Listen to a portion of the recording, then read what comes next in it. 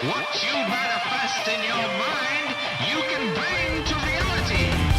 Room 104, the anthology show on HBO created by the Duplass brothers. I am a fan of the Duplass brothers movies, the quote-unquote mumblecore films that they've done together. Of course, separately, they're great. Mark Duplass, I believe, was on The League and acts in a bunch of things. I think his brother's been an actor in a few maybe episodes of this or something else that they've done together. But very creative, very awesome. I love the first season of Room 104. It very much, I mean, the premise, if you're not familiar, it's just different crazy kind of Twilight Zone stories, like kind of supernatural / kind of horror stories that happen in just a single room 104 of just an average American like roadside motel.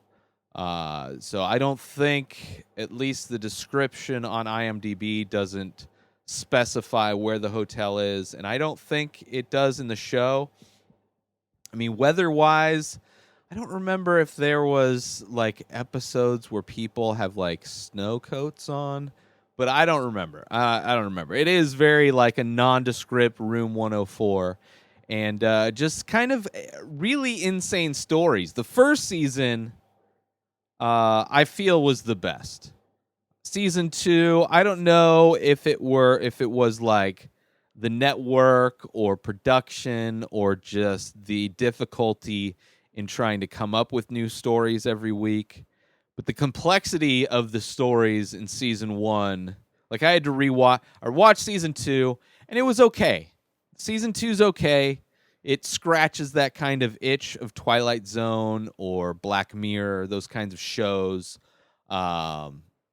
where it's, a different story each episode. This, I do like the fact that it takes place in a single hotel room, kind of having to deal with the rules of that hotel room in a lot of ways, kind of the restrictions that having to have every episode take place in that room is interesting. I like that kind of, personally, as somebody who does a different face every day, paints a different face in ink every day.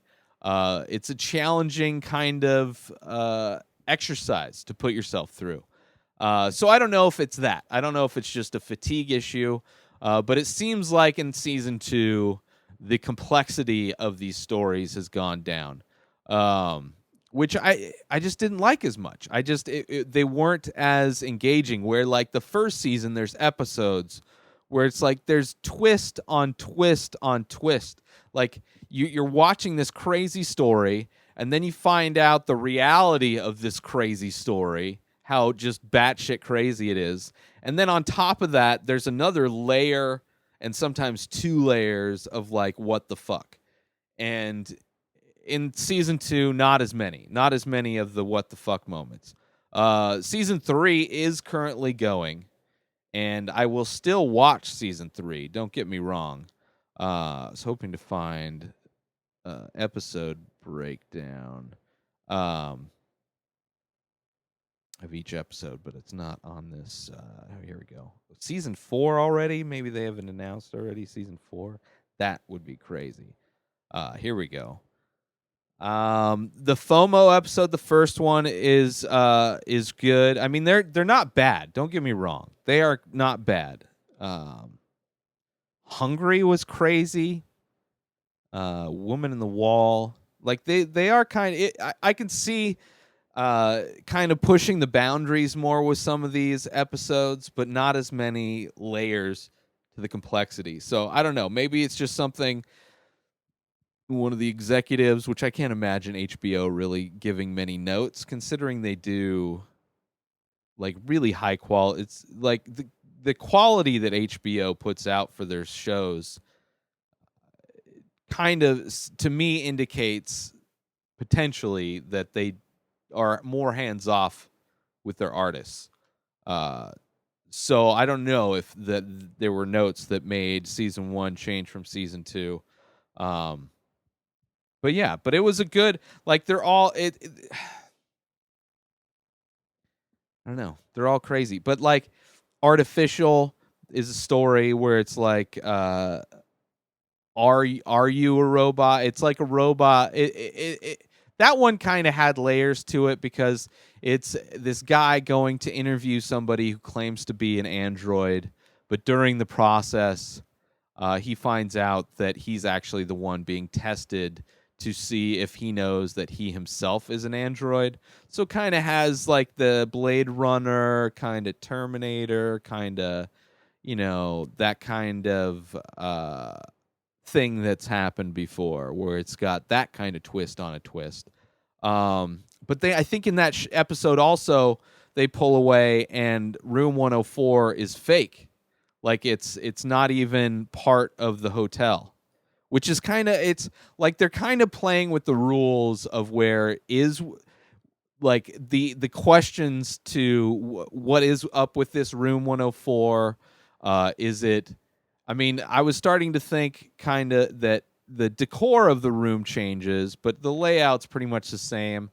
So I was thinking maybe it was different Room 104s in different hotels, maybe that are cursed or something like that.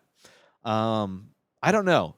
I think maybe that's what the Duplass brothers are doing, is having an overall. I mean, the arch of the room itself and the development of the room, and as we get to know all these crazy things that happened within the room, maybe that's like the long view of the show, is that maybe that's how they sold more seasons. Like, listen, each episode's different, but there's this overarching arc with the show where there's a deeper meaning to the room, Room 104. So far, there's been 3 episodes of the new season, the first episode of season 3, which I'll do a review of season 3. I'm not really going into too much detail of season 2, but kind of just a show that I enjoyed and wanted to talk about. But it just kind of my overall opinion on season 2 versus season 1. But season 3 starts off with kind of an explanation of, it's almost like a prequel to Room 104, which is interesting, which is one of the reasons why I kind of think they might be setting up to have an overall story arc for the room itself.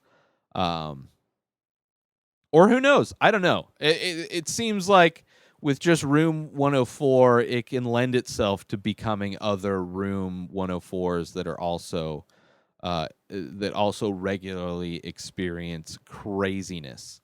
Yeah, it's just it's a fun show. It's not a fun show, but it's kind of a show because it is like the Twilight Zone and Black Mirror, like very kind of suspenseful with supernatural elements. It's kind of a nice fall. I don't know if it always gets released in the fall, but it's kind of a nice fall show leading you into Halloween, almost like an American Horror Story, which, each season of that show is a different story, which is also an interesting kind of way to do a show, which I really enjoy. What is that, serialized? I don't know. That's probably the wrong term. And then they bring actors, some actors kind of move on to the next season and such, but that one's more specifically like a horror show versus, I mean, it even tackles a lot of, even though there's some things in here that are very much horror elements, but also very much like supernatural elements. Yeah, just interesting stuff. I like it. Room 104, Room 104 on HBO. What's your favorite episode? Let me know what your favorite episode is and what you thought of season 2 of Room 104. It's kind of a show that I watched the first season, loved it, and then just never heard of the second season coming out. And just happened. And even when I go on the HBO app through Amazon, It's not a show that's featured. You have to dig for it. It's really weird. And yet on IMDb, they're showing potentially 4 seasons, which I am totally fine with. It's an interesting premise where I could see it having kind of ups and downs with the types of stories that they tell within Room 104 on HBO. New episodes of The Ray Taylor Show come out every single day. Subscribe on IGTV, YouTube, and everywhere else podcasts are found. Purchase my original artwork every day. A new face comes out over at inspireddisorder.com. Save 25% on purchasing everything that I sell on my website, artwork, shirts, everything. 25% off with coupon code RTS. Follow me on social media at Ray Taylor. Have a wonderful day, everybody. Peace out!